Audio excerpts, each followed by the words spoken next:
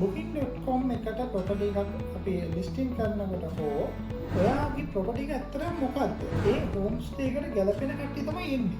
අර අපි සිංහලෙන් කියන බාල්දු කරලා කතා කරනවා එහෙම දෙයක් නෙමෙයි. විලා එකක නම් විලා එකේ බලාපොරොත්තු වෙන ලෙවල් එකක් තියෙන. ඒ ලෙවල් එකේ කස්ටමර්ස්ලා තමයි එන්නේ.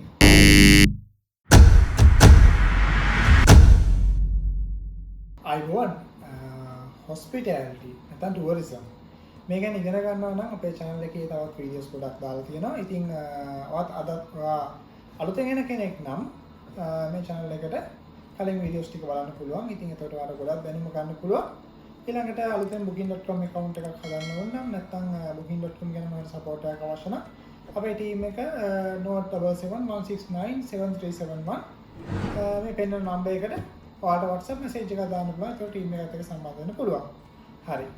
අද වීඩියෝ එකෙන් කතා කරන්නේ ඇත්තටම booking.com එකට ප්‍රොපර්ටි එකක් අපි ලිස්ටින් කරනකොට හෝ නැත්නම් ඔයා වෙබ්සයිට් එකකට ඔයාගේ ප්‍රොපර්ටි එක දානකොට ඒ කියන්නේ අන්තර්ජාලයේ මේ ඔයාගේ ප්‍රොපර්ටි එක පෙන්නනකොට ඔයාගේ හොටෙල් එකක් හෝ විලා එකක් හෝ නැත්නම් රිසෝට් එකක්ද මොනෑම හෝ සංචාරක ආයතනයක් හෝ මේ අන්තර්ජාලයට එකතු කරනකොට ඔයාලා බලාපොරොත්තු වෙන ගොඩක් අය මේක 5 star level තියෙනවා. මේක උඩරිම හොඳට සුපිරියරම තියෙනවා. ඒක හරි. එතකොට අපි බලන්න ඕනේ මුලින්ම ඔයාගේ ප්‍රොපර්ටි එක ඇත්තටම මොකද්ද? දැන් හිතන්නකෝ ඔයාගේ ප්‍රොපර්ටි එක විලා එකක් කියලා. නැත්නම් හෝම් ස්ටේ එකක් කියන්න. එතකොට හෝම් ස්ටේ එකකට ඇත්තටම ගෙස්ලා එනකොට ඒ හෝම් ස්ටේ එකට ගැලපෙන කට්ටිය තමයි එන්නේ. ඊළඟට මම මේ ඔයාලගේ ප්‍රොපර්ටි එක මේ අර අපි සිංහලෙන් කියන බාල්දු කරලා කතා කරනවා එහෙම දෙයක් නෙමෙයි කරන්නේ. මම මේක හරියට වටහා දෙන්න ඕන නිසා තමයි මේ විදිහට ඔයාලට කෙලින්ම කතාවට කියනවානේ අමුවෙන් කියන්නේ. ඉතින් මේ ඔයාගේ ප්‍රොපර්ටි එකට අපි ප්‍රොපර්ටි එක අපි තුමු විලා එකක් කියලා. විලා එකක නම් විලා එකේ බලාපොරොත්තු වෙන ලෙවල් එකක් තියෙනවා. ඒතකොට ඒ ලෙවල් එකේ කස්ටමර්ස්ලා තමයි එන්නේ. ඊළඟට ආයි රිසෝට් එකක් හරි ගෙස්ට් හවුස් එකක් හරි හොටෙල් එකක් හරි නම් ඒ ගෙස්ට් හවුස් එකනේ හොටෙල් එකක් වගේ නම් ඒ ලෙවල් එකේ කට්ටිය තමයි එතෙන්ට එන්නේ. දැන් හොටෙල් ගත්තට පස්සෙත් වර්ග වෙනවා. එතකොට 1 star 2 star 3 star 4 star 5 star ඔහොම එනවනේ. ඉතින් එතකොට දැන් මේ 5 star ගෙස් කෙනෙක් කොයි වෙලාවෙවත් අර ගෙස්ට් හවුස් එක බුක් කරන්නේ නැහැ. මොකද හේතුව ගෙස්ට් හවුස් එකක තියෙන ෆැසිලිටිස්, ඇමිනිටිස්, සර්විස් එක, ඊළඟට සිකියුරිටි එක. ඉතින් මේ දේවල් එයාට ගෙස්ට් හවුස් එකේ කිව්වත්, විලා එකේ කිව්වත්, හෝම් ස්ටේ එකේ කිව්වත් ලැබෙන්නේ නැහැ. ඉතින් ඔයාගේ ආයතනයේ මුලින්ම හදනකොට අපි හැමෝම ආසයි ලස්සනට ලොකුවට පිළිවෙලට නියමයට සුපිරියට හදන්න. හැබැයි ඔයාලා කරන්නේ මෙතන බිස්නස් එකක්නේ. ඉතින් මේ බිස්නස් එකේදී ඔයාගේ ආයතනයේට එන කස්ටමර් බේස් එක මුලින්ම හඳුනගන්න. ඒ කියන්නේ ඔයා හදන්නේ මෙතන කාමර 4ක ප්‍රොපර්ටි එකක් ගන්න.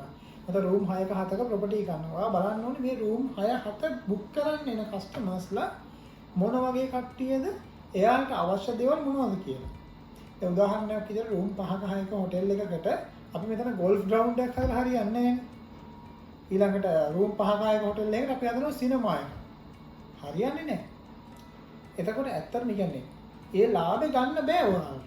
5 star එක ගැන අපිට ප්‍රශ්නයක් නැහැ. මොකද ඔයාලගේ ගෙස් කවුන්ට් එක වැඩි. ඉතින් එතකොට එයාලට ඒ අවශ්‍ය දේවල් ටික කරගන්න පුළුවන්. ඊළඟට හිතන්නකෝ ඔයාගේ තියෙන රූම් 3යි. ඒතර ඔයා මෙතන ලිකර් නැත්නම් අපි බාර් එකක් ඕපන් කරනවා. කොක්ටේල් බාර් එක. කොක්ටේල් විතරයි ඉන්නවස් විතරයි. එතකොට මම මේ උදාහරණයක් ගත්තොත් ඔයාලා හොඳටම තේරෙනවා මේ බාර් එකක් කියනකොට. එතකොට බාර් එකක ඉන්නවස් ගේස්ට්ලට විතරයි නම් දෙන්නේ. රූම්ස් 3යි නම් තියෙන්නේ. එතකොට රූම් 3 උඩරිම ෆැමිලි රූම් 3ක් කියනකොට එතකොට ඉන්නේ 4 8 12යි 12 දෙනයි ඉන්නේ ගෙස්ලා. මේ ගෙස්ලා 12 දෙනාට බාර් එක අපි කොක්ටේල් ඉෂුව කරන්න වෙන බාර්මන් කෙනෙක් ගන්න ඕනේ. එතකොට බාර් එකක් දාලා එතන වැඩක් නැහැ. එහෙනම් එළියටත් දෙනවනම් ප්‍රශ්නයක් නැහැ. එහෙම බෑනේ තියෙන රටේ තියෙන නීතියත් එක්ක. ඉතින් ඒ නිසා ඔයාලට සිද්ධ වෙනවා ඔයාගේ ප්‍රොපර්ටි එකට අවශ්‍ය විදිහට කරන්න අනවශ්‍ය විදිහට වියදම් කරන්න එපා. ගැළපෙන දේ විතරක් කරන්න. ඒතකොට ගේන්නම් වාලේ රටේ තියෙන ඔක්කොම ටූරිසම් වලට ගැලපෙන දේවල් ඔයාගේ ප්‍රොපර්ටි එකට ගෙනියන්න දාන්න එපා.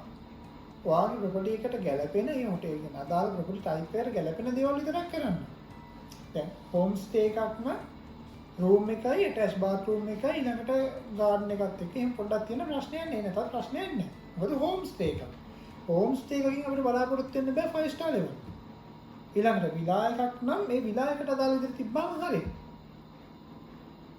එතකොට ගෙස්ට් හවුස් එකක් නම් ගෙස්ට් හවුස් එකට අදාළ විදිහට තිබ්බම ඇති. හොටෙල් එකක් නම් හැබැයි විලා එකක තියෙන දේවල් මදි. ගෙස්ට් හවුස් එකක තියෙන දේවල් මදි. ඊළඟට හෝම් ස්ටේ එක තියෙන දේවල් මදි. ඉතින් ඒ නිසා ඒ ආයතන වලට ගැලපෙන ඒ අවශ්‍යතා ඔබ වෙනුවෙන් ඔබ අනිවාර්යයෙන්ම සපුරාලන්න ඕනේ.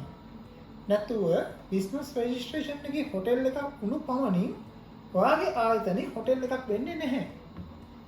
ඊළඟට ඔයාගේ බිස්නස් එක ඔයා බෝඩ් එක ගැහුවා කියලා මේක විලා එකක් කියලා ඔයාගේ ආයතනේ විලා එකක් වෙන්නේ නැහැ. ඉතින් ඒ නිසා මේ කරුණු ටික වටහා ගන්න කන්සල්ටින් ගන්න හොඳ දැනුමක් තියෙන කෙනෙක්ගෙන් හෝ ආයතනකින් ඔයාලට සපෝට් එක ගන්න පුළුවන්. ඉතින් කරන්න අම්බාලේ කරන්න යන්න එපා.